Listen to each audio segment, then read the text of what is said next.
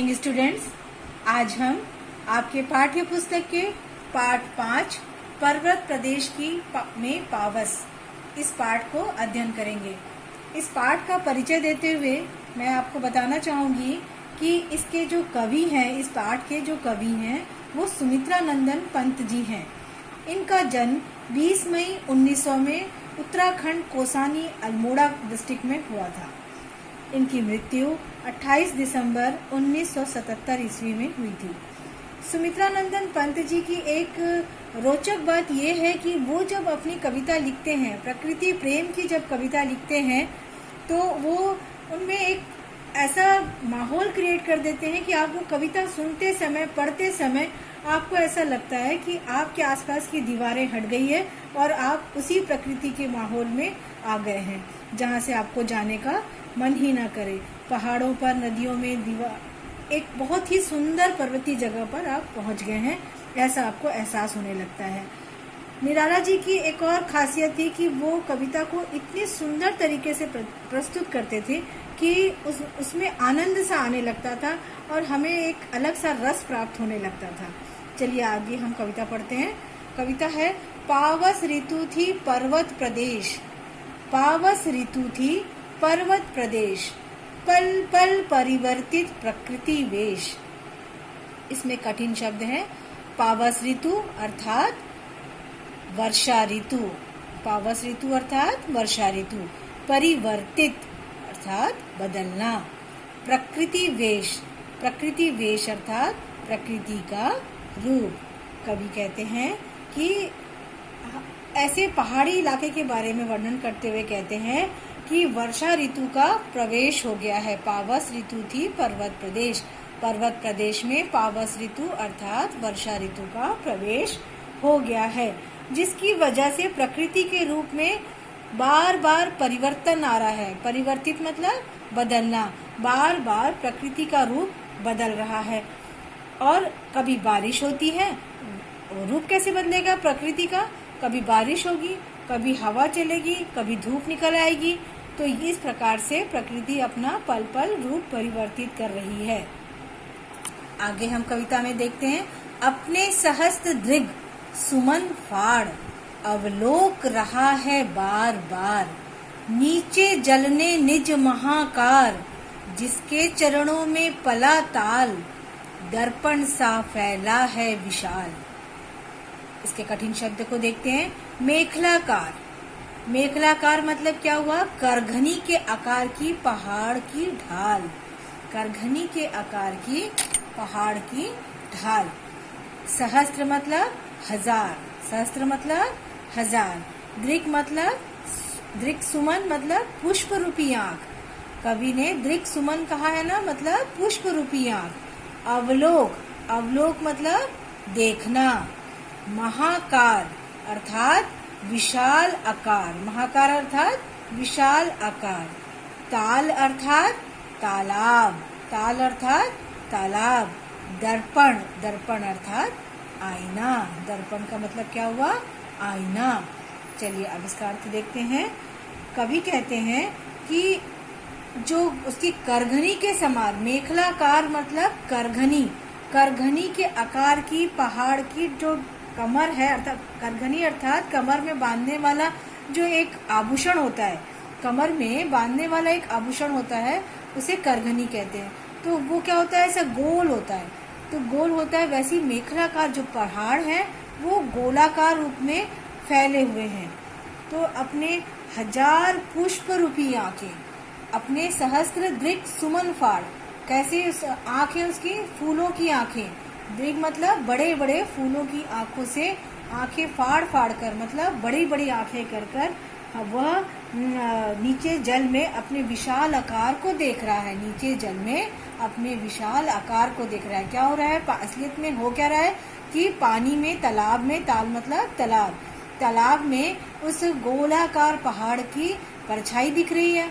वो परछाई को वह फूलों की आंखों से, बड़े बड़ी आंखों से वह अपना विशाल रूप उस जल में देख रहा है। ऐसा लग रहा है पहाड़ ने जिस तालाब को अपने चरणों में पाला है, पहाड़ के नीचे तालाब है, तो पहाड़ का जो उसमें परछाई पड़ रही है, तो क्या हुआ, पहाड़ के नीचे तालाब है, तो पहाड़ के नीचे तालाब मतलब वह उसमें जो उसकी परछाई देख रहा है के लिए विशाल आईने का काम कर रहा है। आईने का काम कर रहा है मतलब उसमें वह अपना प्रतिबिंब देख रहा है, अपने आप को देख रहा है, इसीलिए वह क्या हुआ कि अपनी परछाई देख रहा है। इसलिए गिरी का गौरव गाकर झरझर मद में नस नस उत्तेजित कर, मोती की लड़ियों से सुंदर झरते हैं झाग भरे निर्झर। गिरिवर के उर से उठ उठ कर उच्चाकांक्षाओं से तरुवर है, झांक रहे नीरव नभ पर अनिमेष अटल कुछ चिंता पर। इसके कठिन शब्दों को देखते हैं। गिरी अर्थात पहाड़, गिरी अर्थात पहाड़, मद अर्थात मस्ती, मद अर्थात मस्ती, झग, झग का अर्थ होता है क्या, फेन, झग का अर्थ फेन, उर अर्थात हृदय, उर का अर्थात हृदय, उच्चाकांक्षा अर्थात ऊंचा उठने की कामना, उच्चाकांक्षा मतलब ऊंचा उठने की कामना, तरुवर अर्थात पेड़, तरुवर अर्थात पेड़, और नीरव नभ शांत अर्थात नीरव नभ शांत का मतलब होता है नीरव नभ शांत, नीरव नभ पर अर्थात शांत आकाश में। अब हम कविता को देखते हैं। कवि इस पंक्ति में कहते हैं कि मोतियों की लड़ियों के समान सुंदर झरने झरझर कर बह रहे हैं। कैसे बह रहे हैं, झरझर कर बह रहे हैं। वो गिर रहे हैं तो कैसा लग रहा है, जैसे मोती की लड़ियां सी, सुंदर सी लड़ियां नीचे की ओर गिर रही है। कैसे गिर रही है, झरझर करके गिर रही है। ऐसा लग रहा है कि वे पहाड़ों का गुणगान कर रहे हैं। क्या कर रहे हैं, वो पहाड़ों का गुणगान कर रहे हैं। उनकी करतल ध्वनि, जो उनकी एक लगातार एक ध्वनि है, जो उसके झरने की गिरने की एक जो लगातार आवाज है, वह मन में, हृदय में, पूरे शरीर पे एक उत्साह सा भर देती है, एक प्रसन्नता भर देती है। उसकी सुंदरता से एक अलग ही प्रसन्नता आ जाती है। मद में नस नस उत्तेजित कर देती है, पूरे हृदय में हमारे नस नस को उत्तेजित कर देती है, अर्थात उत्साह से भर देती है। गिरिवर के उर से उठ उठ कर, जो पहाड़ों के हृदय, गिरिवर मतलब क्या हुआ, पहाड़, पहाड़ों के हृदय से उठ उठ कर, जो अनेक पेड़ ऊंचा उठने की इच्छा रखते हैं, जो बड़े बड़े पेड़ हैं वो पहाड़ों पे उगे हुए हैं, तो पहाड़ों के पेड़ पे जो उगे ऊंचे ऊंचे उठे हुए हैं, वो ऐसा लग रहा है जैसे कि तरुवर अर्थात पेड़। तो पेड़ अपनी जो महत्वाकांक्षा है, एक उच्च आकांक्षा, एक ऊंचा बनने की आकांक्षा उनमें दिखाई दे रही है, क्योंकि वो और पेड़ों से जो जमीन में, मैदानी स्थानों में जो पेड़ हैं उससे ऊंचाई पर हैं और वो उनसे बहुत ऊंचे दिख रहे हैं, इसीलिए उनकी उच्च आकांक्षाओं से तरुवर दिख रहे हैं। और एक टक दृष्टि से वह क्या कर रहे हैं, आकाश, शांत आकाश की ओर, नीरव नभ पर, एक शांत आकाश में शांत तरीके से देख रहे हैं, मानो वो किसी झांक रहे हैं, मानो वो किसी चिंता में डूबे हुए हैं, अर्थात हमें निरंतर ऊंचा उठने की प्रेरणा देते हैं। कवि कहते हैं कि वो उसे देख करके मन एक तो प्रसन्नचित हो जा रहा है, क्या देख के, झरनों के झरझर जो मोती की लड़ियों के समान दिख रहे हैं, और जो पहाड़ों पर उगे हुए ऊंचे ऊंचे वृक्ष हैं उनकी उच्चाकांक्षाओं को देख करके ऐसा लग रहा है कि हमें भी अपने जीवन में आगे और ऊंचा उठने की प्रेरणा दे रहे हैं। उड़ गया अचानक लो भूधर, फड़का अपार पारद के पर, रव शेष रह गए निर्झर, है टूट पड़ा भू पर अंबर। धस गए धारा में सभय शाल, उठ रहा धुआं जल गया ताल, यों जलद यान में विचर विचर, था इंद्र खेलता इंद्रजाल।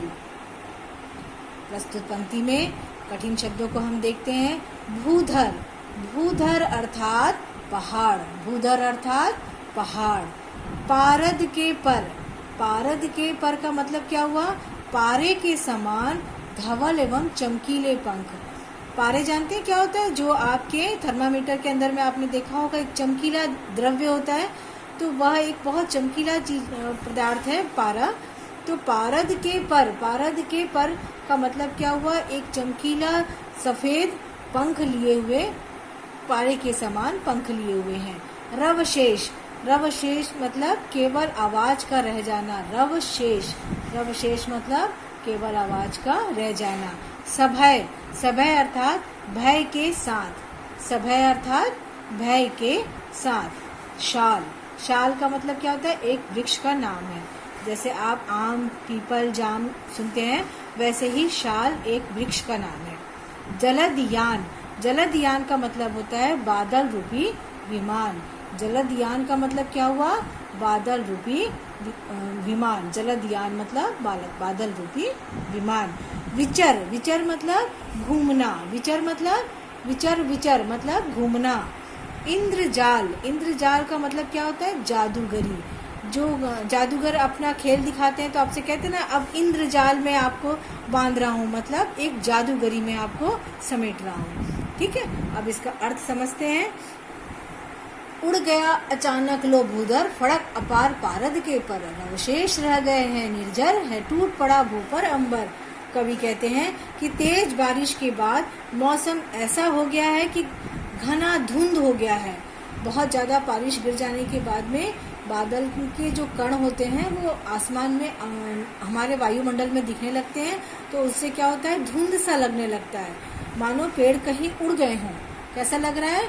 जैसे पेड़ कहीं पर उड़ गए हों, और ऐसा लग रहा है कि पूरा आकाश ही धरती पर आ गया। जब वो जो आपकी धुंध आती है, तो धुंध से आपको आसपास के सामने की चीजें स्पष्ट नहीं होती है, तो स्पष्ट नहीं होने के कारण ऐसा लगता है कि पूरे बादल उड़ गए, बादल जमीन पर आ गए हैं और वहां पर सारे पेड़ गायब हो गए हैं, पूरा आकाश ही धरती पर आ गया है।